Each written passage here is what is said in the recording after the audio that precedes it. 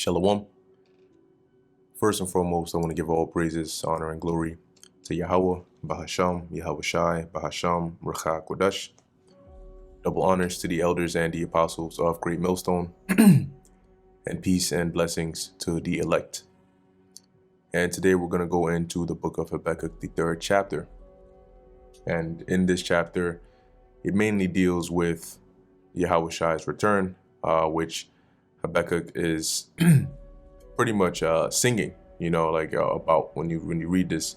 I believe that's why they refer to him as a singing prophet, but when you read it, you'll notice that there are certain parts in here which are not written, directly, right? It sounds more poetic because that is what it, that was the intention of it, although it has a meaning behind it. And so, yeah, let's get into it. Now, this is the book of Habakkuk Chapter 3, verse 1. A prayer of Habakkuk the prophet of Shigionoth. O Lord Yahweh, I have heard thy speech and was afraid. O Lord Yahweh, revive thy work in the midst of the years. In the midst of the years, make known. In wrath, remember mercy. Now, remember, going back to the second chapter, what he said in the first verse, right? Because these three chapters were pretty much Habakkuk in the first chapter, asking the Lord why it is, that he's allowing all this violence to to go forth without really doing anything about it. And then the Lord replies, and so it's like this back and forthish conversation kind of thing. But in Habakkuk 2:1, remember that he says, I will stand upon my watch and set me upon the tower, and will watch to see what he will say unto me, and what I shall answer when I am reproved. Okay, so in the 3rd chapter here, he's saying that I heard thy speech, Lord. I heard, which thy speech in this sense, meaning what the Lord showed him, right? Him hearing the speech was likened unto him receiving the message from the Lord, which the Lord, usually speaks to prophets through visions, sometimes angels, but most of the time it's through a dream or a vision, right? And it says, and was afraid. And as we go through this chapter, you'll find out why exactly he was afraid, because the vision that or the speech that he heard of the Lord was concerning destruction to come, right? So it says here, O Lord Yahweh, revive thy work in the midst of the years.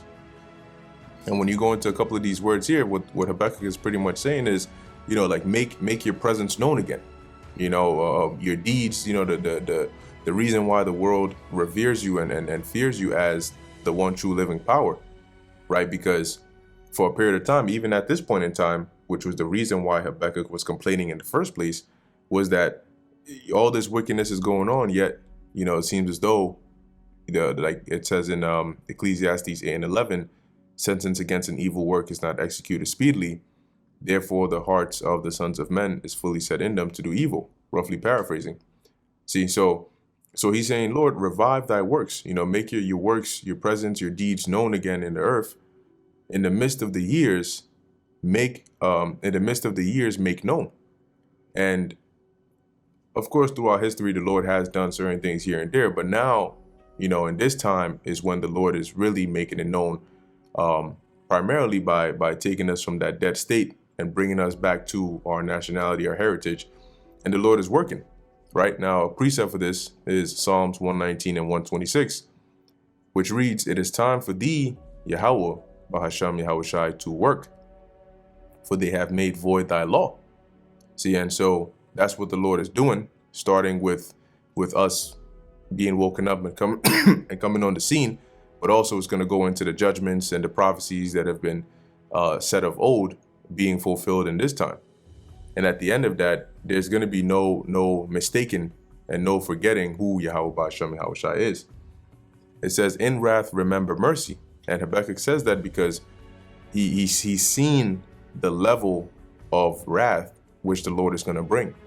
And except the Lord remembers mercy, pretty much none of us would be delivered. Verse 3, God came from Teman, and the Holy One from Mount Paran, Selah. And you'll see this also in in some of the Psalms, right? Which we know the Psalms are really songs. His glory covered the heavens, and the earth was full of his praise. Now, Teman, we know, is when you look into him, he is I believe, the grandson of Esau.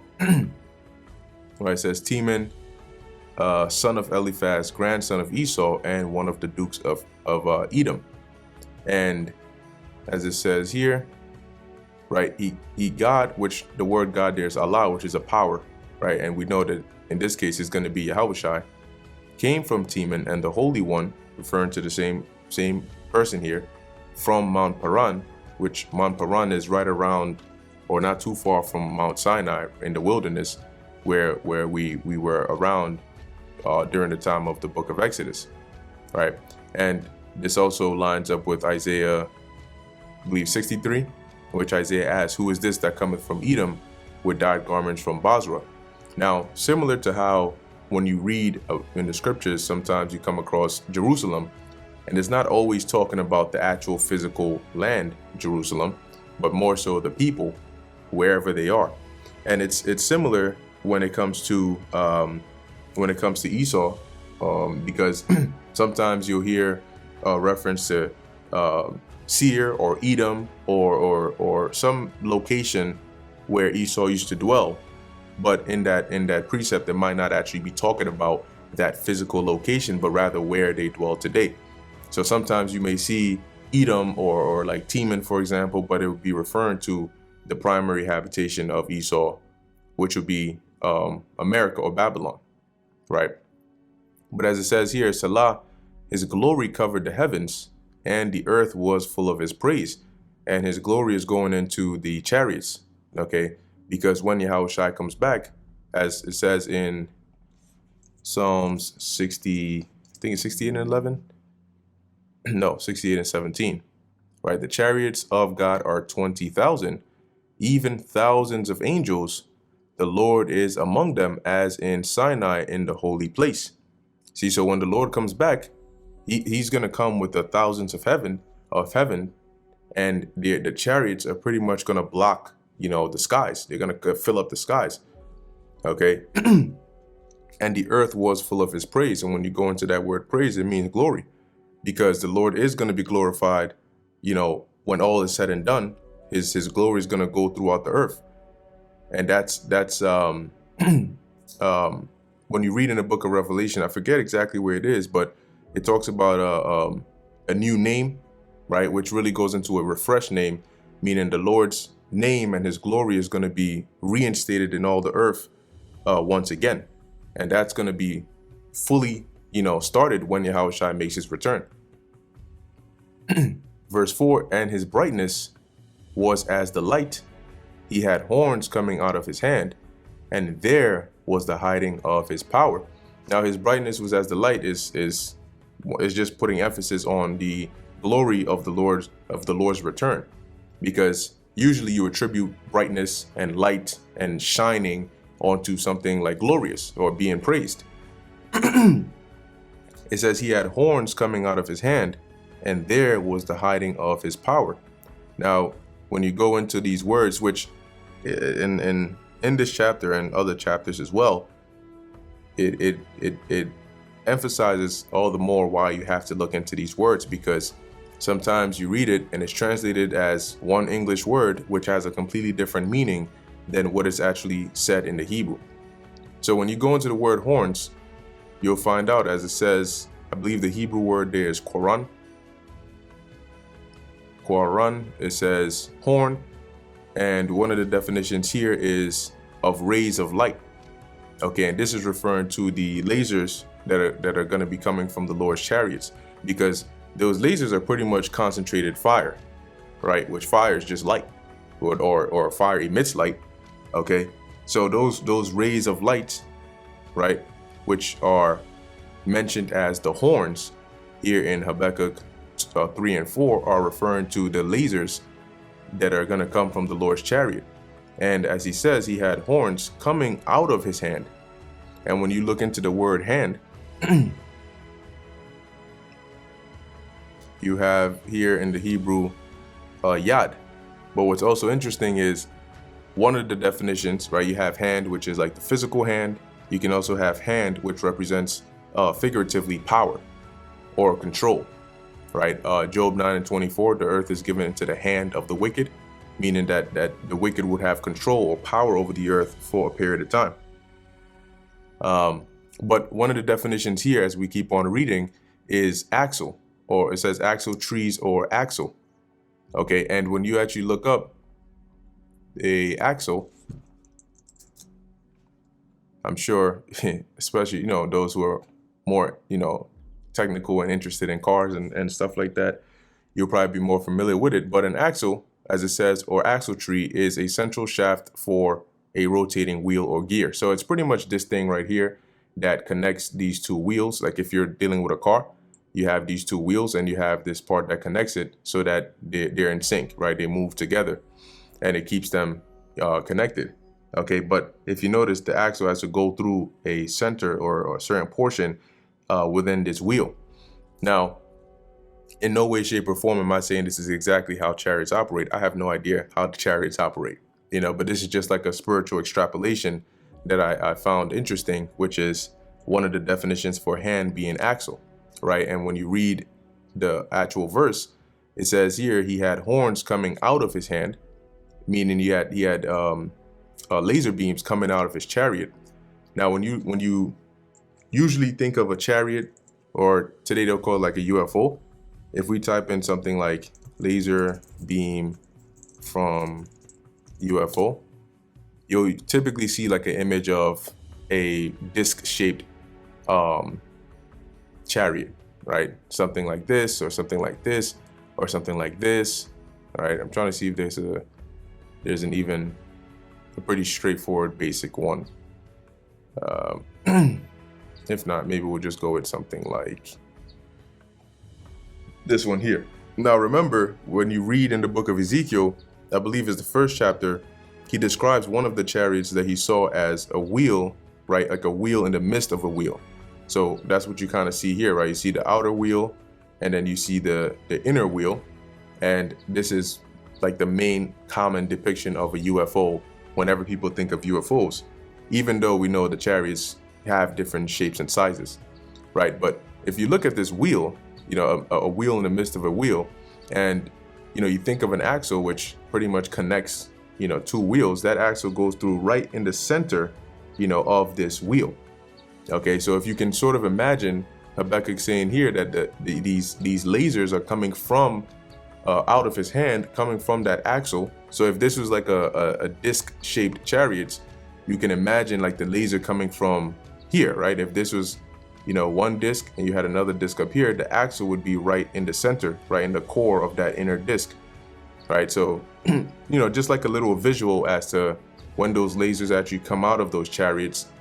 Typically when you see a depiction of this, the laser comes from that inner part of the wheel, if the chariot is shaped like this. And he says here, and there was the hiding of his power, because that's where the actual force of the lasers come from, right? When they charge up, which of course they can emit dangerous, destructive, fiery rays, or they can also channel them into rays that can like beam you up or something like that, which we're yet to see the details of that. Lord willing, we experience it on the right hand side, which is getting beamed up, and not on the other side, which is getting eviscerated. Okay, nevertheless, in verse 4, Habakkuk is describing here the lasers that are coming from the Lord's chariot, because similar to what Ezra saw and described in 2nd Ezra, the 13th chapter, the Lord is going to be shooting lasers out of his chariot. Okay, so verse 5, it says, before him went the pestilence, and burning coals went forth at his feet. And when you look into let me close out a few of these tabs. The word before here is panya. Or panyam. And it says here, like face, but you also have one of the definitions, which is, see if I can find it. Right, it says here, in front of, before, to the front of, or in the presence of. All right. So in the presence of, or before him, went the pestilence. And you look into that word pestilence, you have pestilence, plague, and so on. Now in the book of Zechariah, I believe it's Zechariah 14, the scriptures talk about this shall be the plague, right, wherewith the Lord shall plague those that have fought against Jerusalem. And then it talks about how their eyes are going to melt in their sockets and their tongue shall melt in their mouth. And that's because they're going to be getting burnt with fire, primarily thermonuclear fire, but also the lasers from the chariots are also going to be doing that job of destroying people, buildings, and so on and so forth as well. Okay, so in his presence went forth, the plague or the pestilence, which in this case, and when the presence of the Lord, the fiery plague that he's going to be letting forth is going to be those laser beams, right? And burning coals went forth at his feet. And when you go into the word burning coals, it says here, I believe this is Rashab. It says here, flame firebolt. Okay, firebolt, which sounds similar to what's written here in 2nd Ezra chapter 13. Let's get that real quick. And you notice it says at his feet, right? Because you can imagine if you are in a chariot. Let's take a look. Hopefully there's some. Okay. You can imagine, maybe we'll take this. If you are in a chariot, the where the laser is going to come from would be at your feet, under you, right? Because it's pretty much at the bottom of the chariot where you would see that laser coming from. Or in this case, the burning coals being those fire bolts, right? Which a better description of that is here in 2nd Ezra 13, more specifically verse, here we go, I'm going to start at verse 9. Now, in 2nd Ezra 13, Ezra is describing, at least for the first part, a vision of the return of Yahushua. And he describes the Lord being in a chariot, and then all these nations, these armies of the world that are at war with each other, stopping their wars, getting together to come in and fight against the Lord. Today, they would generally classify it as like an alien invasion. So, verse 9, 2nd Ezra 13, verse 9, and lo, as he saw the violence of the multitude that came, he neither lifted up his hand, nor held sword, nor any instrument of war. But only I saw that he sent out of his mouth as it had been a blast of fire. So now you notice in the book of Habakkuk, he describes it as horns coming out of his hand, right? Or burning coals going forth from his feet, which is really just talking about lasers coming from his chariots. Here, Ezra describes it as the blast coming forth out of his mouth, which is really, obviously it's not going to come forth out of Yahushua's physical mouth, but it's going to come from his chariot at his command. As it had been a blast of fire, and out of his lips a flaming breath, and out of his tongue he cast out sparks and tempests, and they were all mixed together, the blast of fire, the flaming breath, and the great tempest, and fell with violence upon the multitude that was prepared to fight, and burned them up every one, so that upon a sudden an innumerable multitude, or a sudden of an innumerable multitude, nothing was to be perceived, but only dust and smell of smoke. When I saw this, I was afraid. Okay, so going back to Habakkuk 3, those burning coals that went forth at his feet, which when you look into the word for the burning coals, one of the definitions here is firebolt, all right, or spark or flame, this is how Ezra also described the lasers that came from the Lord's chariot, right? And even some more here on the Strong's definition is by analogy, lightning, right? Figuratively, an arrow, burning coal, burning heat, spark, hot, thunderbolt. Okay, so let's just say you don't want to be on the receiving end of that. So back in Habakkuk chapter 3, verse 6, he stood and measured the earth. He beheld and drove asunder the nations, and the everlasting mountains were scattered. The perpetual hills did bow. His ways are everlasting. And this is why I mentioned looking into these words, right? Because you might get thrown off with just the English. When it says he stood, meaning that he stood still, right? When he was still, he and measured the earth. The word measure doesn't actually mean measure as you would think in English, which is like to measure something. Here, what it means is to, I believe it says to quake or to shake, right? It says here to shake. So pretty much at the Lord's presence, the earth shook. And it makes sense, right? Not only is the vibration the Lord going to come with very heavy, but also there's going to be a lot of things going on at the return of the Lord. Missiles are going to be hitting, lasers are going to be getting shot. And like we read in 2 Ezra 13, it said that it fell with violence. So the impact was strong enough to just turn those that got hit with it into dust.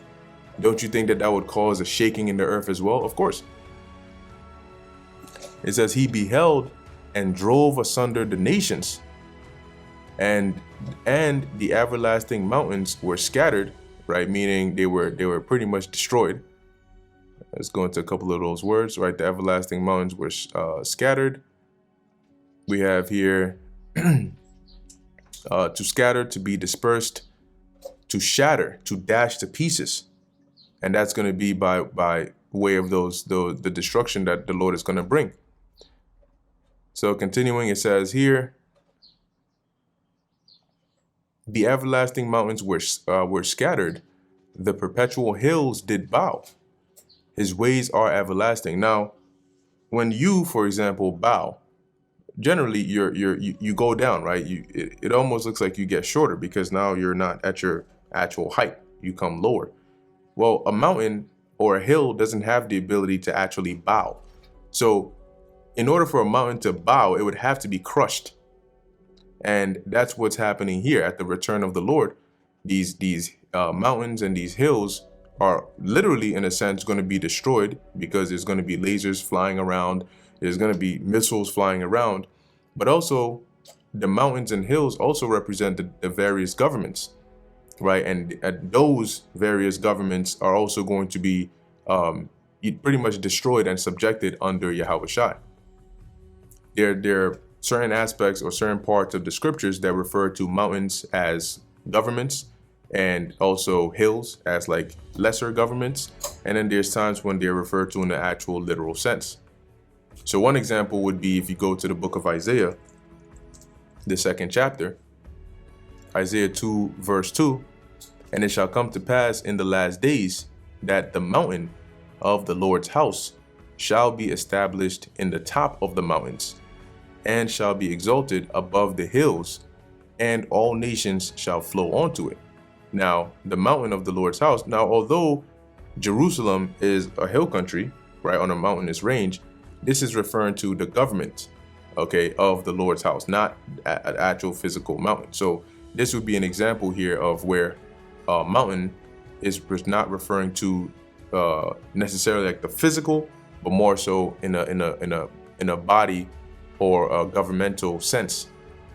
Okay, so going back to Habakkuk chapter 3, verse 7. I saw the tents of Cushan in affliction, and the curtains of the land of Midian did tremble. Now, Cushan is over there in the east. I think it's somewhere around Arabia or so, right? It says, Cushan, their blackness, a place in Arabia or Mesopotamia, site unknown. So this is like an educated guess, but it would be within around that region. And also, he mentions here the tents of Cushan. Now, the tents just really represent like the habitation, right, where they dwell in affliction, and the curtains of the land of Midian, which we know where Midian is over there in the east as well, did tremble. And why is that? Because these locations over here, right, the possible Arabia or Mesopotamia and the land of Midian is still within range of the valley of Jehoshaphat, where the Lord is going to bring that judgment. And keep in mind what's going on here in Habakkuk's prayer / song. He's describing the return of the Lord. So we know that at the return of the Lord, there's going to be war and destruction going on over there in the east as well.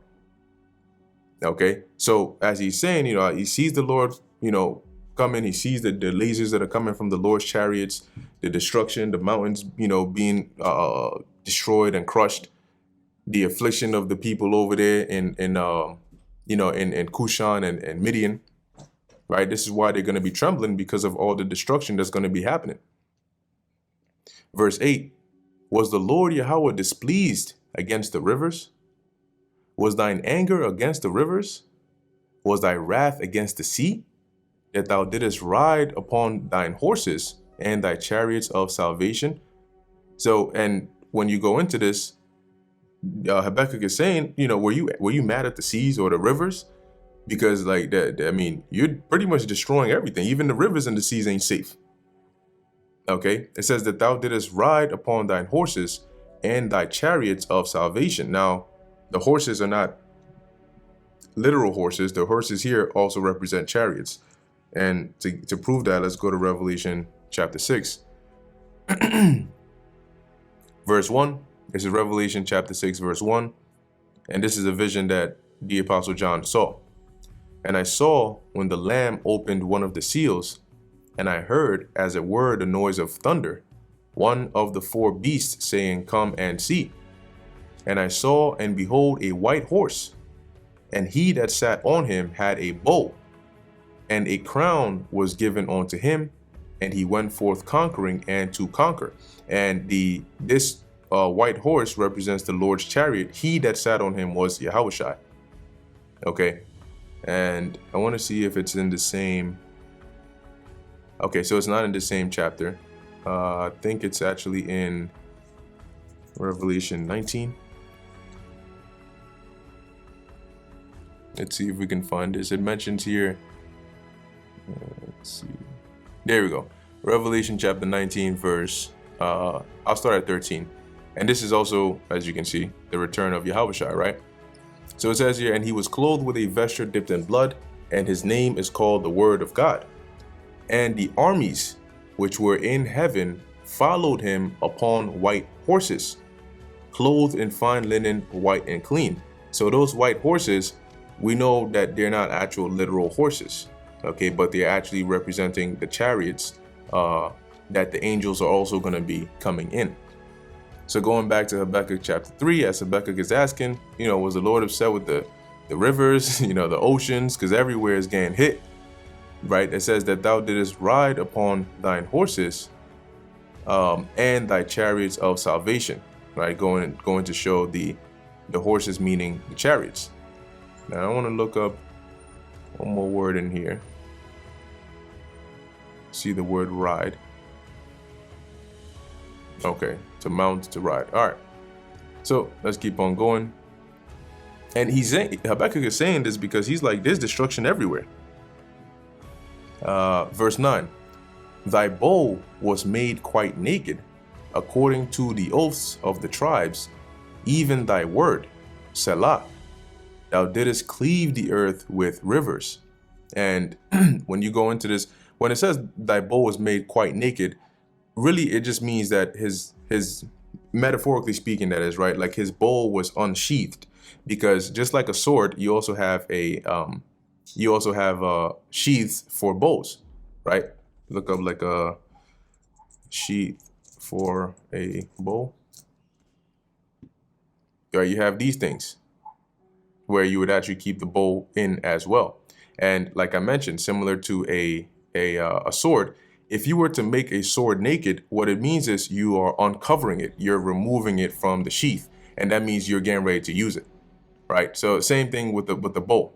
And the bow just it's not a literal sense, like the Lord is not going to come with an actual bow and arrow in his hand. But here Habakkuk is phrasing it in this way to say the Lord was ready to destroy. He was ready to attack, right? Because that's what happens. If you are an archer and you make your bow naked, or you unsheath your bow, that means you're getting ready to use it. And when you use a bow, the intent is to either kill or hurt or attack. That's usually what a bow is for. That's why it has an arrow. Okay. And as it says here, according to the oaths of the tribes, even thy word, which is worded, in this way, which may be a bit confusing, but really, if you look up the same verse in some other translations, you'll sort of get the gist of it.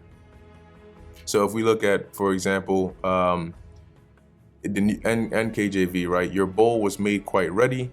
Oaths were sworn over your arrows, as in they would never miss, right? NLT, you brandish your bow, your quiver of arrows. You split open the earth with flowing rivers, which is just metaphorical. NIV, right? You uncovered your bow, you called for many arrows. ESV, you stripped the sheath from your bow, calling for many arrows. Selah, you split the earth with rivers. So this part is really just metaphorical, going into how, the Lord was pretty much coming with destruction. He was coming ready for war. Okay, and the cleaving of the earth with rivers is just another way of putting emphasis on the destruction that the Lord came with. Verse 10, the mountains saw thee, and they trembled. The overflowing of the water passed by. The deep uttered his voice and lifted up his hands on high.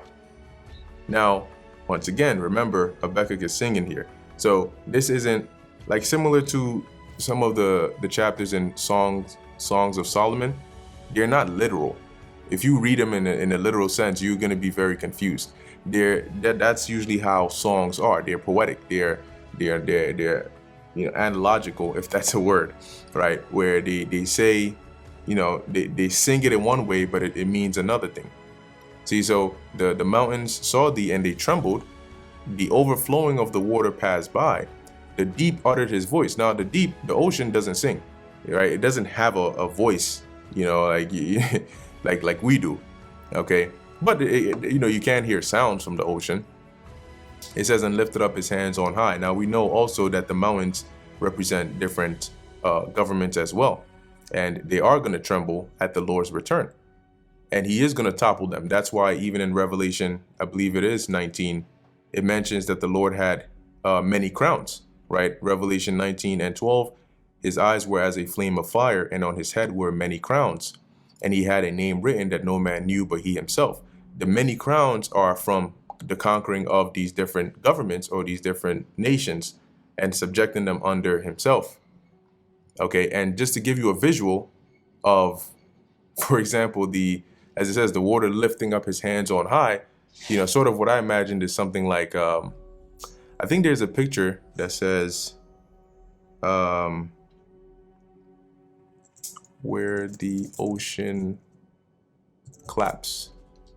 I did see something like similar to, this was the picture right here.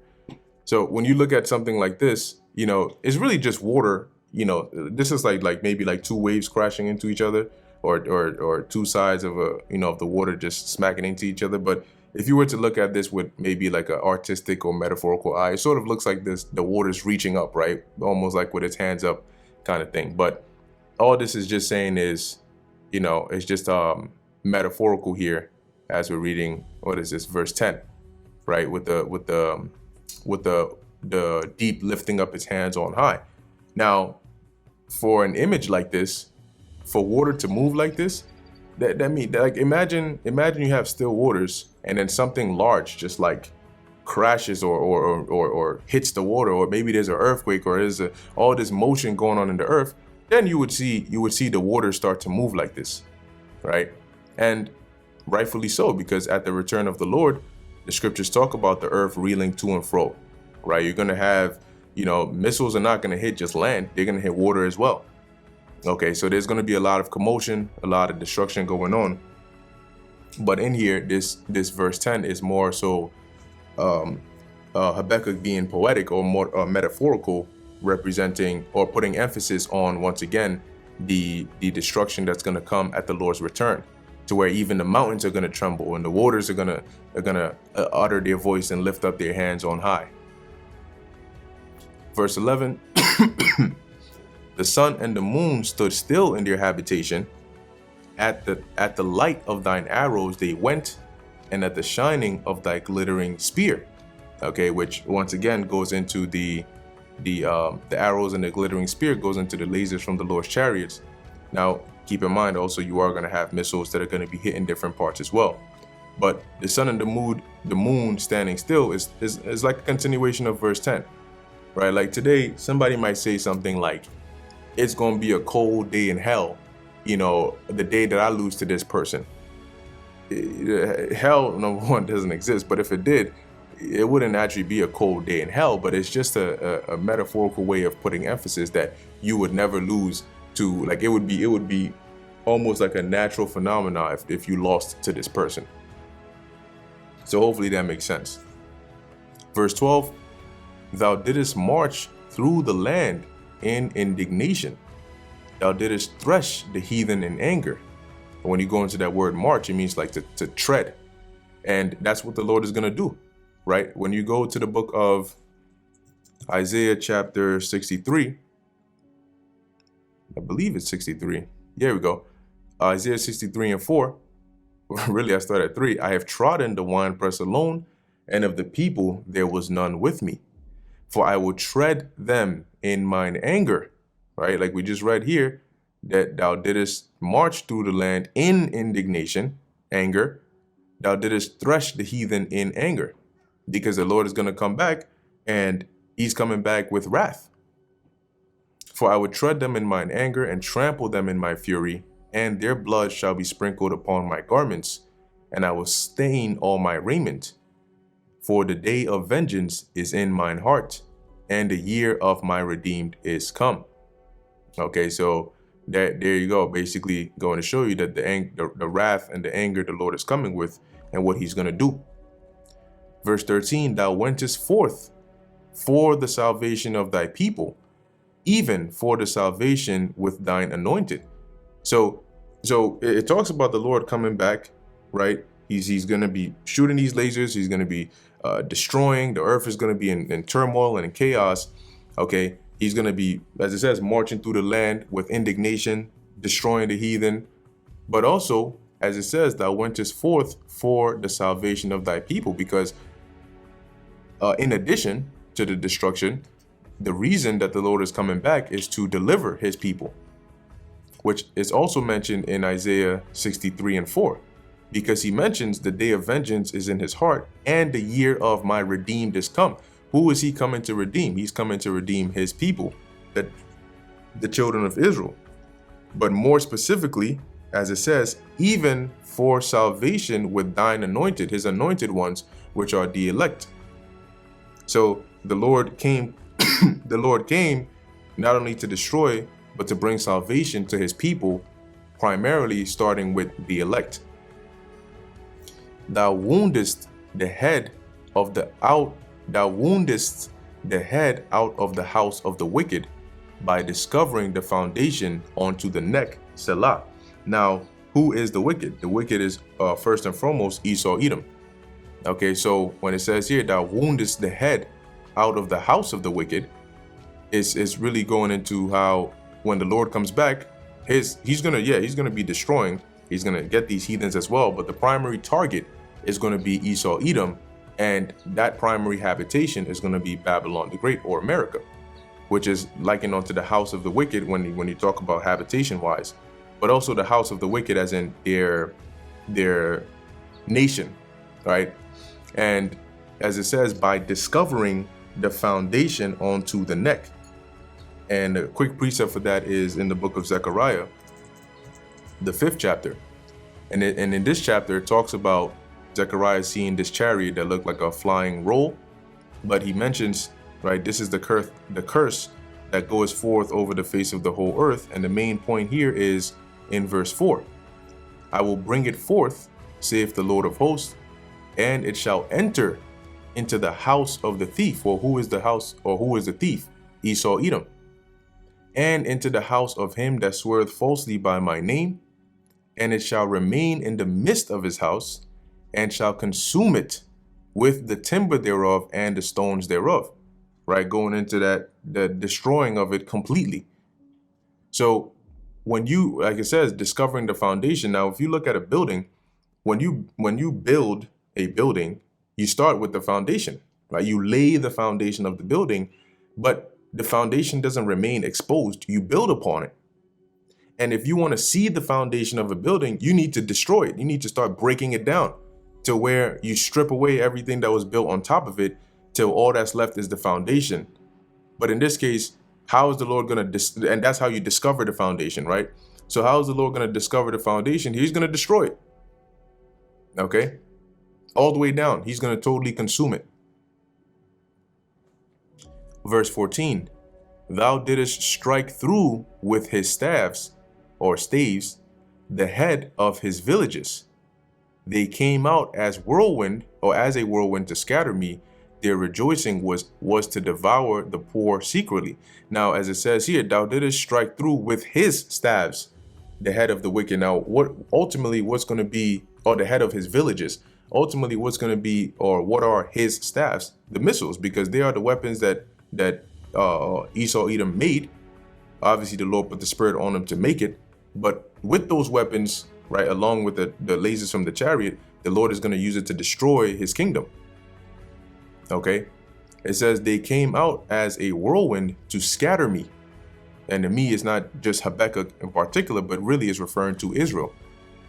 It says here, their rejoicing was to devour the poor secretly. So who are the poor? The poor are Israel, because of the state that we are in, right? I know thy tribulation and poverty, but thou art rich. And it says secretly. Well, let's get a quick precept. Psalms chapter, is it 64? I think it's 64. Let's see.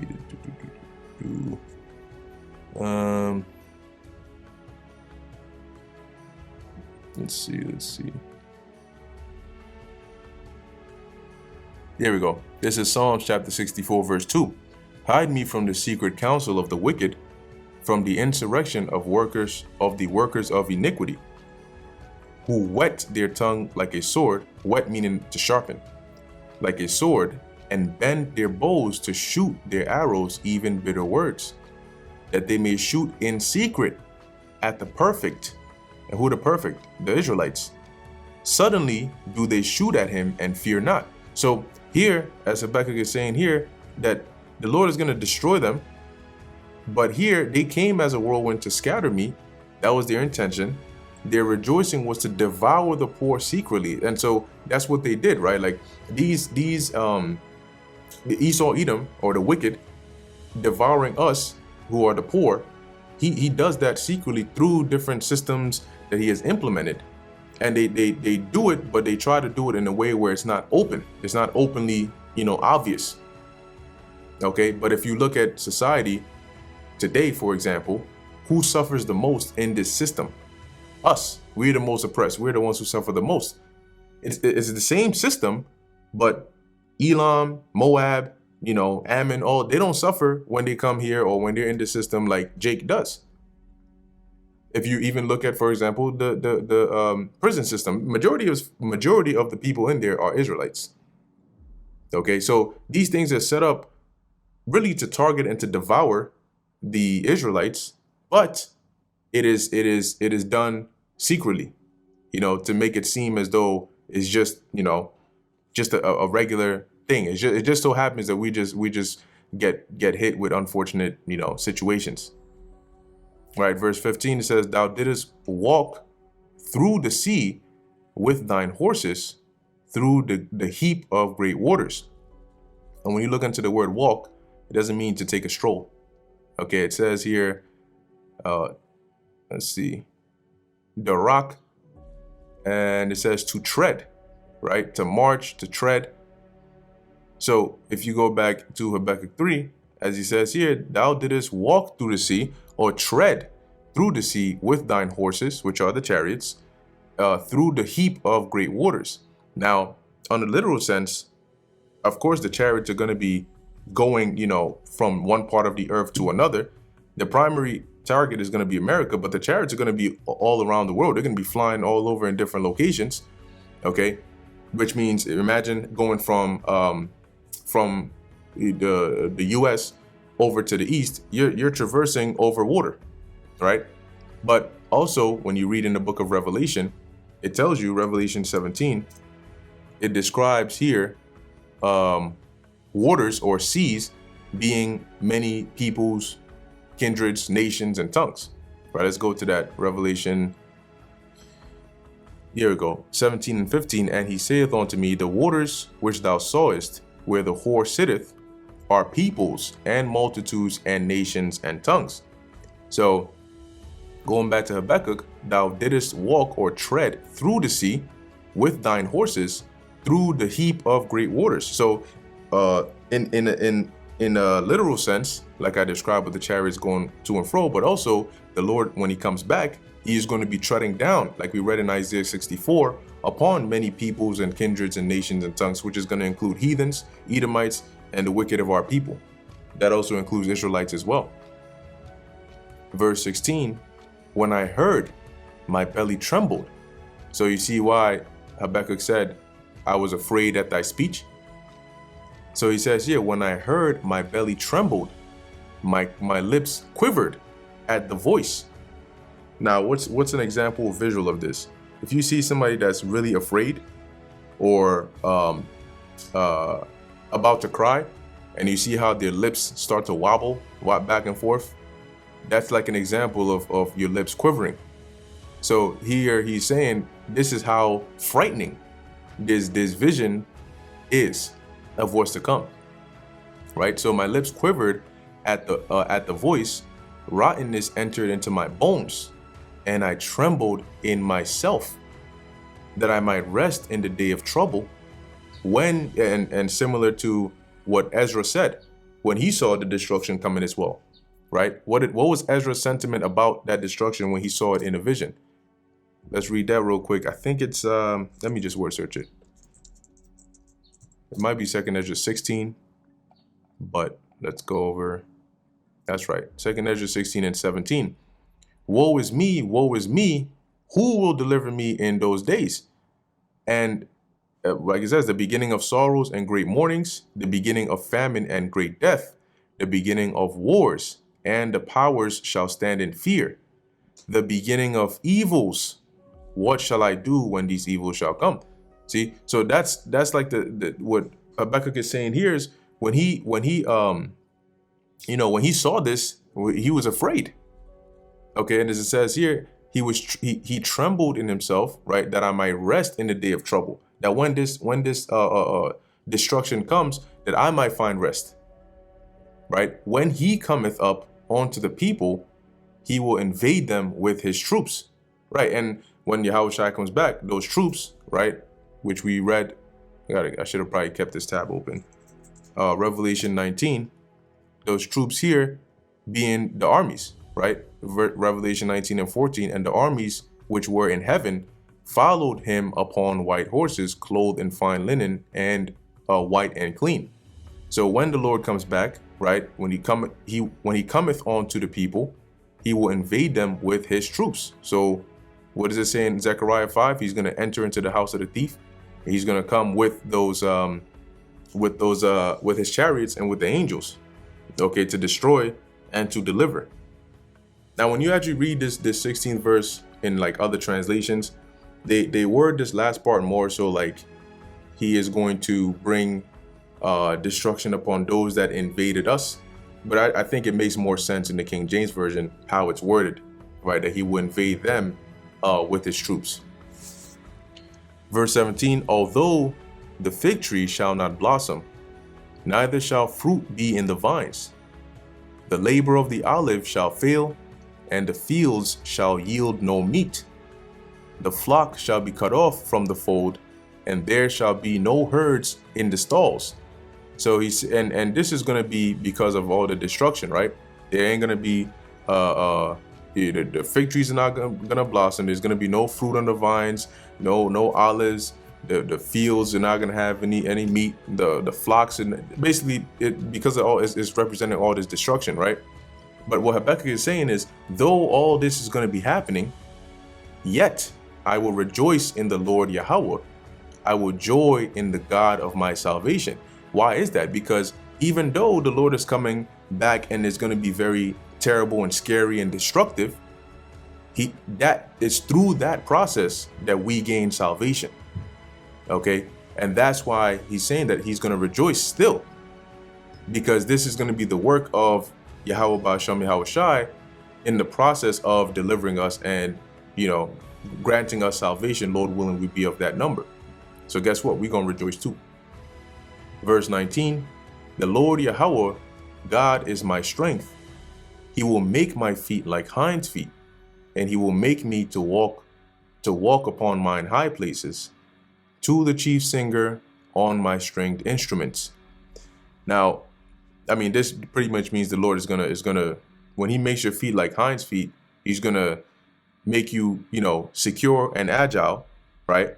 And I actually looked up here. Let's see, I think it's significance, because this isn't the only verse that you'll see that, right?